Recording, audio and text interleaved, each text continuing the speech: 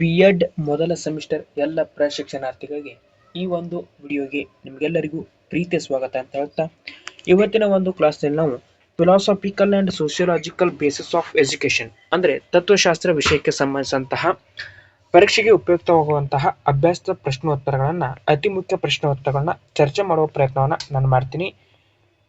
ಇದಕ್ಕಿಂತ ಮುಂಚೆ ನೀವೇನಾದರೂ ಫಸ್ಟ್ ಟೈಮ್ ನಮ್ಮ ಚಾನಲ್ಗೆ ವಿಸಿಟ್ ಕೊಡ್ತಾ ಇದ್ರೆ ತಪ್ಪದೆ ಚಾನಲ್ಗೆ ಸಬ್ಸ್ಕ್ರೈಬ್ ಆಗಿ ನೋಟಿಫಿಕೇಶನ್ ಅನ್ನು ಆನ್ ಮಾಡ್ಕೊಳ್ಳಿ ಅಂತ ಹೇಳ್ತಾ ಇವತ್ತಿನ ಕ್ಲಾಸ್ನ ಸ್ಟಾರ್ಟ್ ಮಾಡೋಣ ಬನ್ನಿ. ಮೊದಲಿಗೆ ಪ್ರಶ್ನೆ ನಂಬರ್ 1, ತತ್ವಶಾಸ್ತ್ರದ ಅರ್ಥ ಮತ್ತು ವ್ಯಾಪ್ತಿಯನ್ನ ಬರೆಯಿರಿ. ಈ ಒಂದು ಪ್ರಶ್ನೆನ 5 ಅಂಕಕ್ಕೆ ಕೇಳುವಂತ ನಿರೀಕ್ಷೆ ಇರುತ್ತೆ. ಇದಕ್ಕೆ ಉತ್ತರವನ್ನ ನೋಡೋದಾದ್ರೆ, ತತ್ವಶಾಸ್ತ್ರದ ಅರ್ಥ ಮತ್ತು ವ್ಯಾಪ್ತಿ. Meaning and scope of philosophy. Indian schools of philosophy ಅಂದ್ರೆ ತತ್ವಶಾಸ್ತ್ರದ ಶಾಲೆಗಳು, ಭಾರತೀಯ ತತ್ವಶಾಸ್ತ್ರದ ಶಾಲೆಗಳು. ಈ ನಮ್ಮ ದೇಶ ಸಂಸ್ಕೃತಿಯಲ್ಲಿ ಬಹು ಹಿರಿದಾದದ್ದು. ಭಾರತೀಯರು ಹೃದಯ ವೈಶಾಲ್ಯತೆಗೆ ಹೆಸರಾದವರು. ತಮ್ಮ ಉತ್ತಮ ಪರಂಪರೆಯಿಂದ ವಿಶ್ವ ಕುಟುಂಬದ ತತ್ವವನ್ನ ಸಾರಿ ಹೇಳಿದವರು. ಸರ್ವೇ ಭವಂತು ಸುಖಿನೋ ಸರ್ವೇ, ಸರ್ವಂತ್ರಣವಂತು ಸರ್ವೇ ಸುಖಿನೋ ಭವ ಎಂದು ಎಲ್ಲರಿಗೂ ಒಳ್ಳೆಯದನ್ನೇ ಶ್ರೇಯಸ್ಸನ್ನೇ ಬಯಸುವ ಮಾನವನು ಧರಿತ್ರಿಯ ಮೇಲಿನ ಸಕಲ ಜೀವಿಗಳಲ್ಲಿ ಸರ್ವಶ್ರೇಷ್ಠ ಹಾಗೂ ಪರಿಪೂರ್ಣ ಎನಿಸಿಕೊಂಡಿದ್ದಾನೆ. ಮಾನವ ಇತಿಹಾಸದಷ್ಟೇ ಪ್ರಾಚೀನವಾದ ತತ್ವಶಾಸ್ತ್ರವು ಅವನ ಬೆಳವಣಿಗೆ ವಿಕಾಸದ ಹಂತಕ್ಕೆ ಅನುಗುಣವಾಗಿ ಬದಲಾಗುತ್ತಾ ಬೆಳವಣಿಗೆಯಾಗುತ್ತಾ ಬಂದಿದೆ. ಈ ದೃಷ್ಟಿಕೋನದಿಂದ ನೋಡಲಾಗಿ ಕಾಲಕ್ಕನುಗುಣವಾಗಿ ಜೀವಿಸಲು ಪ್ರತಿಯೊಂದು ಜೀವಿಯು ತನ್ನದೇ ಆದ ಕಲ್ಪನೆಗಳು, ವಿಚಾರಧಾರೆಗಳು, ರೀತಿ ನೀತಿಗಳು, ಭಾಷೆ ಭಾವನೆಗಳು, ಆಸೆ ಆಕಾಂಕ್ಷೆಗಳು, ಒಲವು ಇರುಗಳಿರುತ್ತವೆ. ಅವುಗಳಿಗೆ ತಕ್ಕಂತೆ ಸಮಾಜದಲ್ಲಿ ಪ್ರತಿಯೊಬ್ಬರೂ ತಮ್ಮ ಅನಿಸಿಕೆಗಳನ್ನ ಮುಂದಿಡುತ್ತಾ ತನ್ನ ತನವನ್ನ ತೋರಿಸುತ್ತಾ ಮುನ್ನಡೆಯುತ್ತಿರುವವನು. ಇದೇ ಅವನ ತಾತ್ವಿಕತೆ. ಇದನ್ನ ಅರಿತುಕೊಳ್ಳುವುದೇ ತತ್ವಜ್ಞಾನ ಅಥವಾ ತತ್ವಶಾಸ್ತ್ರ ಎನಿಸಿಕೊಳ್ಳುತ್ತದೆ. ಹಾಗಾದರೆ ತತ್ವಶಾಸ್ತ್ರದ ಅರ್ಥವನ್ನು ನೋಡೋದಾದರೆ, ತತ್ವಶಾಸ್ತ್ರ ಪದವನ್ನ ಪ್ರತಿನಿಧಿಸುವ ಇಂಗ್ಲಿಷ್ ಪದವೇ ಫಿಲಾಸಫಿ. ಇದು ಗ್ರೀಕ್ ಶಬ್ದ ಪಿಲೋಸ್ ಅಂದರೆ ಪ್ರೀತಿ, ಸೋಫಿಯಾ ಅಂದರೆ ಜ್ಞಾನ. ಫಿಲೋಸೋಫಿ ಅಂದರೆ ಜ್ಞಾನಕ್ಕಾಗಿ ಹಂಬಲ ಅಥವಾ ಪ್ರೀತಿ ಎಂದಾಯಿತು. ಫಿಲಾಸಫಿ 2 ಶಬ್ದಗಳಿಂದ ಕೂಡಿದೆ, ಒಂದು ಪಿಲೋಸ್ ಮತ್ತು ಸೋಫಿಯಾ. ಈ ದೇಶದಲ್ಲಿ ತತ್ವಜ್ಞಾನಿ ಎಂದರೆ ಜ್ಞಾನಾರ್ಜನೆಯಲ್ಲಿ ಪ್ರೀತಿಯುಳ್ಳವನು ಮತ್ತು ಅದನ್ನ ತಿಳಿಯಲು ಇಚ್ಛೆಯುಳ್ಳವನು ಎಂದರ್ಥವಾಗುತ್ತದೆ. ತತ್ವಜ್ಞಾನವನ್ನ ಭಾರತೀಯರು ಪರ್ಯಾಯವಾಗಿ ದರ್ಶನ ಎಂದು ಕರೆದಿದ್ದಾರೆ. ಈ ದರ್ಶನ ಎಂಬ ಪದ ದೃಶ್ ಎಂಬ ಧಾತುವಿನಿಂದ ಉಂಟಾಗಿ ನೋಡು ಅಥವಾ ತಿಳಿ ಎಂಬರ್ಥವನ್ನ ನೀಡುತ್ತದೆ. ಅಂದರೆ ದೇಹ, ಮನಸ್ಸು, ಆತ್ಮ, ಪರಮಾತ್ಮಗಳ ಬಗ್ಗೆ ಚಿಂತನೆ ಇವುಗಳನ್ನ ಒಂದೊಂದಾಗಿ ವಿಚಾರ ಮಾಡಿ ಜ್ಞಾನವನ್ನು ವಸ್ತುನಿಷ್ಠವಾಗಿ ನೀಡುವುದೇ ದರ್ಶನ ಅಥವಾ ತತ್ವಶಾಸ್ತ್ರ ಎನ್ನುವರು. ಹಾಗಾದ್ರೆ ಮುಂದುವರಿದು ಇದರಲ್ಲಿರುವಂತಹ ಮತ್ತೊಂದು ಅಂಶ ಏನು ಅಂದ್ರೆ ತತ್ವಶಾಸ್ತ್ರದ ವ್ಯಾಪ್ತಿ, ಸ್ಕೋಪ್ ಆಫ್ ಫಿಲಾಸಫಿ. ಇದರ ಬಗ್ಗೆ ನೋಡೋದಾದ್ರೆ, ತತ್ವಶಾಸ್ತ್ರವು ವಿಶಾಲವಾದ ವ್ಯಾಪ್ತಿಯನ್ನ ಹೊಂದಿದೆ. ತತ್ವಶಾಸ್ತ್ರವು ವಿವಿಧ ಶಾಸ್ತ್ರಗಳ ಕೇಂದ್ರ ಬಿಂದುವಾಗಿದೆ. ಅದರಿಂದಲೇ ತತ್ವಶಾಸ್ತ್ರವನ್ನ ಎಲ್ಲ ಶಾಸ್ತ್ರಗಳ ಮಾತೆ ಹಾಗೂ ವಿಜ್ಞಾನಗಳ ವಿಜ್ಞಾನ ಎಂದು ಅನೇಕ ತತ್ವಜ್ಞಾನಿಗಳು ಕರೆದಿದ್ದಾರೆ. ಜೀವನವನ್ನು ವಿಮರ್ಶಿಸಿ, ಜೀವನದ ಮೌಲ್ಯಗಳನ್ನು ನಿರ್ಧರಿಸಿ, ಸತ್ಯದ ಅರಿವುಂಟು ಮಾಡಿ ಮಾನವನಿಗೆ ತನ್ನ ವರ್ತನೆಯನ್ನ ತಿದ್ದುಕೊಂಡು ಸನ್ನಡತೆಯಿಂದ ಸನ್ಮಾರ್ಗದಲ್ಲಿ ಸಾಗಲು ಸಹಾಯ ಮಾಡುತ್ತದೆ. ವ್ಯಾಪ್ತಿ ಎಂಬ ಶಬ್ದವು ಅರ್ಥ ಏನೆಂದರೆ ಒಂದು ಕೆಲಸದ ಮಿತಿ. ನಾವು ಕಲೆಯ ವ್ಯಾಪ್ತಿ ಏನೆಂದು ಕೇಳಿದಾಗ ಅದರರ್ಥ ಯಾವ ರೀತಿಯ ವಸ್ತುಗಳೊಂದಿಗೆ ಕಲೆಯು ಸಂಬಂಧ ಹೊಂದಿದೆ, ಅದರ ಉಪಯೋಗ ಮತ್ತು ದುರುಪಯೋಗ, ಕಲೆಯ ವಿಭಿನ್ನ ಕಾರ್ಯಗಳೇನು, ಕಾರಣಗಳೇನು ಇತ್ಯಾದಿಗಳು ಅದರ ವ್ಯಾಪ್ತಿಯಲ್ಲಿ ಬರುತ್ತವೆ. ಅದೇ ರೀತಿ ತತ್ವಶಾಸ್ತ್ರದ ವ್ಯಾಪ್ತಿ ಏನೆಂದರೆ ಇದು ಬಹಳಷ್ಟು ಕ್ಷೇತ್ರಗಳಲ್ಲಿ ಒಳಗೊಂಡಿದೆ. ಇದು ಎಷ್ಟೇ ವಿಷಯವನ್ನು ಒಳಗೊಂಡಿದೆ ಎಂದು ನಿಶ್ಚಿತವಾಗಿ ಹೇಳಲು ಸಾಧ್ಯವಿಲ್ಲ, ಏಕೆಂದರೆ ಇದು ತುಂಬಾ ವಿಶಾಲವಾದ ವ್ಯಾಪ್ತಿಯನ್ನ ಹೊಂದಿದೆ. ಅಲ್ಲದೆ ಇದು ಪ್ರಮುಖವಾಗಿ ಈ ಕೆಳಗಿನವುಗಳನ್ನ ಒಳಗೊಂಡಿದೆ. ತತ್ವಶಾಸ್ತ್ರದ ವ್ಯಾಪ್ತಿ 3 ಅಂಶಗಳಲ್ಲಿ ಉಳಿಯುತ್ತದೆ. ಒಂದು ತತ್ವಮೀಮಾಂಸೆ, ಜ್ಞಾನ ಮೀಮಾಂಸೆ, ಮೌಲ್ಯಮೀಮಾಂಸೆ. ತತ್ವಮೀಮಾಂಸೆಯಲ್ಲಿ ಪರಮಾರ್ಥ ವಿದ್ಯೆ, ಸತ್ವವಿದ್ಯೆ, ಸೃಷ್ಟಿ ವಿದ್ಯೆ, ಸೃಷ್ಟಿಶಾಸ್ತ್ರ, ಆತ್ಮ ತತ್ವಶಾಸ್ತ್ರ, ಅಂತಿಮ ಗತಿಶಾಸ್ತ್ರ. ಇನ್ನು ಜ್ಞಾನ ಮೀಮಾಂಸೆಯಲ್ಲಿ ಜ್ಞಾನದ ಪ್ರಕಾರಗಳು, ಜ್ಞಾನದ ವಿಧಾನಗಳು, ಜ್ಞಾನದ ಸಮಂಜಸತೆ, ಜ್ಞಾನದ ಆಕಾರಗಳು. ಇನ್ನು ಮೌಲ್ಯಮೀಮಾಂಸೆಯಲ್ಲಿ ತರ್ಕಶಾಸ್ತ್ರ, ನೀತಿಶಾಸ್ತ್ರ, ರಸಾಭಿವಿಜ್ಞಾನ ಈ ಎಲ್ಲಾ ಕ್ಷೇತ್ರಗಳಲ್ಲಿ ತನ್ನ ವ್ಯಾಪ್ತಿಯನ್ನ ಹರಡಿದೆ.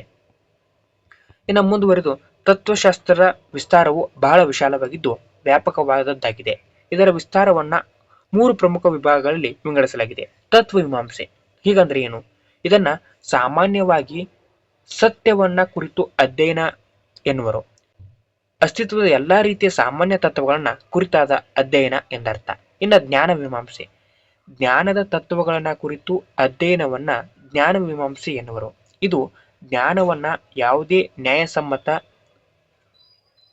ಸಾಧ್ಯ, ಸತ್ಯ ಅಥವಾ ಸುಳ್ಳು ಎಂದು ತಿಳಿಸುವ ಅಧ್ಯಯನವಾಗಿದೆ.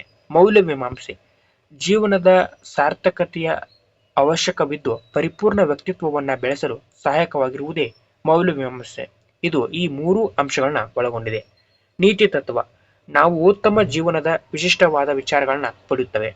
ಸೌಂದರ್ಯ ತತ್ವ, ಸೌಂದರ್ಯವನ್ನ ಕುರಿತು ಪರೀಕ್ಷೆ ಮಾಡುವುದಾಗಿದೆ. ತರ್ಕಶಾಸ್ತ್ರ, ಇದು ತೀರ್ಮಾನ ಮತ್ತು ಪ್ರಮಾಣಗಳ ಶಾಸ್ತ್ರ, ಆಲೋಚನೆಯ ಸಮಂಜಸವಾಗಿರುವಂತೆ ಮಾಡುವ ಸಾಮಾನ್ಯ ತತ್ವಗಳ ವ್ಯವಸ್ಥಿತ ಅಥವಾ ಶಾಸ್ತ್ರೀಯ ಜ್ಞಾನ. ಈ ರೀತಿ ತತ್ವಮೀಮಾಂಸೆಯು ತರ್ಕಶಾಸ್ತ್ರದವರಿಗೆ ಅನ್ವೇಷಣೆ ವಿಚಾರಗಳನ್ನ ಒಳಗೊಂಡಿದೆ. ಇಷ್ಟು ತತ್ವಶಾಸ್ತ್ರದ ಅರ್ಥ ಮತ್ತು ವ್ಯಾಪ್ತಿಗೆ 5 ಅಂಕಕ್ಕೆ ಉತ್ತರವಾಗಿತ್ತು. ಮುಂದುವರೆದು ಪ್ರಶ್ನೆ ನಂಬರ್ 2 ನೋಡೋದಾದ್ರೆ, ಶಿಕ್ಷಣ ಎಂದರೇನು, ಅದರ 4 ವ್ಯಾಖ್ಯೆಗಳೊಂದಿಗೆ ವಿವರಿಸಿ.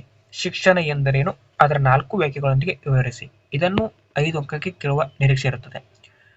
ಹಾಗಾದ್ರೆ ಶಿಕ್ಷಣ ಅರ್ಥ ಮತ್ತು ವ್ಯಾಖ್ಯೆಗಳನ್ನ ನೋಡೋದಾದ್ರೆ, meaning and definition of education. ಶಿಕ್ಷಣದ ಅರ್ಥ, ಶಿಕ್ಷಣ ಎಂಬ ಪದವು ವಿಶಾಲ ಅರ್ಥವನ್ನ ಹೊಂದಿರುವುದನ್ನ ಕಾಣಬಹುದು, ಏಕೆಂದರೆ ಇದು ಅನಾದಿ ಕಾಲದಿಂದಲೂ ನಡೆಯುತ್ತಾ ಬಂದಿರುವ ಒಂದು ನಿರಂತರ ಪ್ರಕ್ರಿಯೆ. ಅದರಿಂದ ಇದನ್ನ ಸುಲಭವಾಗಿ ಹಾಗೂ ತತ್ಕ್ಷಣವಾಗಿ ಉತ್ತರಿಸಲು ಬರುವುದಿಲ್ಲ. ಈ ಶಿಕ್ಷಣ ಎಂಬ ಪದಕ್ಕೆ ಅನೇಕ ಶಿಕ್ಷಣ ತಜ್ಞರು, ತತ್ವಜ್ಞಾನಿಗಳು, ವಿಚಾರವಾದಿಗಳು, ಪಂಡಿತ ಮಹಾನುಭಾವರು ತಮ್ಮದೇ ಆದಂತಹ ಅಭಿಪ್ರಾಯ ಮಂಡಿಸಿದ್ದಾರೆ. ಪ್ರಾಚೀನ ಭಾರತದಲ್ಲಿ ಶಿಕ್ಷಣವನ್ನ ವಿದ್ಯೆ ಎಂದು ಕರೆಯುತ್ತಿದ್ದರು. ವಿದ್ಯಾ ಎಂಬ ಪದವು ಸಂಸ್ಕೃತದಿಂದ ಬಂದಿದೆ. ವಿ ಎಂದರೆ ವಿವೇಕಯುಕ್ತವಾದ, ದ್ಯಾ ಎಂದರೆ ಧ್ಯೇಯಗಳನ್ನ ಜೀವನದಲ್ಲಿ ಅಳವಡಿಸಿಕೊಳ್ಳಲು ನೆರವಾಗುವ ಸಾಧನವೇ ವಿದ್ಯೆ. ಇದೊಂದು ಜ್ಞಾನದ ಸಮೂಹವಾಗಿದೆ. ಶಿಕ್ಷಣ ಎಂಬ ಪದಕ್ಕೆ ಆಂಗ್ಲ ಭಾಷೆಯಲ್ಲಿ ಎಜುಕೇಶನ್ ಎಂದು ಕರೆಯುವರು. ಇದು ಎಜುಸೇರ್ ಅಂಡ್ ಎಜುಸ್ಕೇರ್ ಎಂದು 2 ಪದಗಳಿಂದ ಬಂದಿದೆ. ಇವೆರಡೂ ಕೂಡ ಲ್ಯಾಟಿನ್ ಪದಗಳು. ಎಜುಸಿಯರ್ ಎಂದರೆ ಸುಪ್ತವಾದ ಸಾಮರ್ಥ್ಯ ವಿಕಾಸಗೊಳ್ಳುವುದು ಅಂತ ಅರ್ಥ ಕೊಡುತ್ತದೆ. ಇನ್ನು ಎಜುಕೇರ್ ಎಂದರೆ ಕತ್ತಲೆಯಿಂದ ಬೆಳಕಿನ ಕಡೆಗೆ ಕೊಂಡೊಯ್ಯುವುದು ಅಂತ ಅರ್ಥವನ್ನ ಕೊಡುತ್ತದೆ. ಒಟ್ಟಾರೆಯಾಗಿ ಎಜುಕೇಶನ್ ಎಂದರೆ ಮಕ್ಕಳಲ್ಲಿ ಸುಪ್ತವಾಗಿ ಅಡಗಿರುವ ಸಾಮರ್ಥ್ಯವನ್ನ ಹೊರಹೊಮ್ಮುವಂತೆ ಮಾಡುವುದಾಗಿದೆ.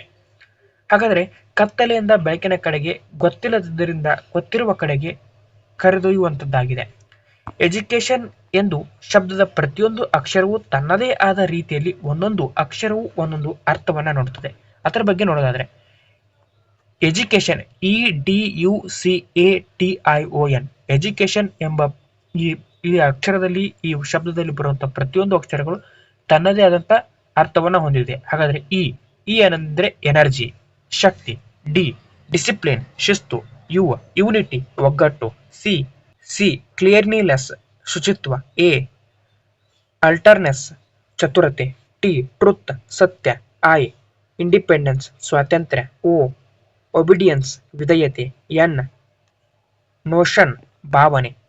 ಒಂದು ವಿಶಿಷ್ಟಾರ್ಥದಲ್ಲಿ ಮೇಲಿನ ಪದಗಳ ಕುರಿತು ಹೇಳಬೇಕಾದರೆ, ವ್ಯಕ್ತಿ ಮಗುವಿನಲ್ಲಿ ಅಡಗಿರುವ ಶಕ್ತಿ, ಶಿಸ್ತು, ಒಗ್ಗಟ್ಟು, ಶುಚಿತ್ವ, ಚತುರತೆ, ಸತ್ಯ, ವಿಧೇಯತೆ, ಸ್ವಾತಂತ್ರ್ಯ, ಭಾವನೆ ಮುಂತಾದ ಗುಣಗಳನ್ನು ವಿಕಾಸಗೊಳಿಸುವುದಕ್ಕಾಗಿ ಸೂಕ್ತವಾದ ಪರಿಸರವನ್ನು ಒದಗಿಸಿಕೊಡುವುದೇ ಶಿಕ್ಷಣವಾಗಿದೆ. ವ್ಯಕ್ತಿತ್ವದ ಅಭಿವೃದ್ಧಿಯಲ್ಲಿ ಶಿಕ್ಷಣದ ಪಾತ್ರ ಬಹುಮುಖ್ಯವಾಗಿದೆ. ಹಾಗಾದರೆ ಶಿಕ್ಷಣದ ಕುರಿತು ಅಭಿಪ್ರಾಯಗಳು ಅಥವಾ ವಾಕ್ಯಗಳು, ಡೆಫಿನಿಷನ್ ಆಫ್ ಎಜುಕೇಶನ್, ಇದರ ಬಗ್ಗೆ ನೋಡೋದಾದ್ರೆ, ಶಿಕ್ಷಣದ ಕುರಿತು ಹಲವಾರು ಮಹನೀಯರು ತಮ್ಮದೇ ಆದಂತಹ ಅಭಿಪ್ರಾಯಗಳನ್ನ ಮಂಡಿಸಿದ್ದಾರೆ. ಮೊದಲಿಗೆ ಭಾರತೀಯರು ನೀಡಿರುವ ವ್ಯಾಖ್ಯೆಗಳನ್ನು ನೋಡೋದಾದ್ರೆ, ಶಿಕ್ಷಣದ ಕುರಿತು ಭಾರತೀಯರು ನೀಡಿದಂತಹ ವ್ಯಾಖ್ಯೆಗಳು.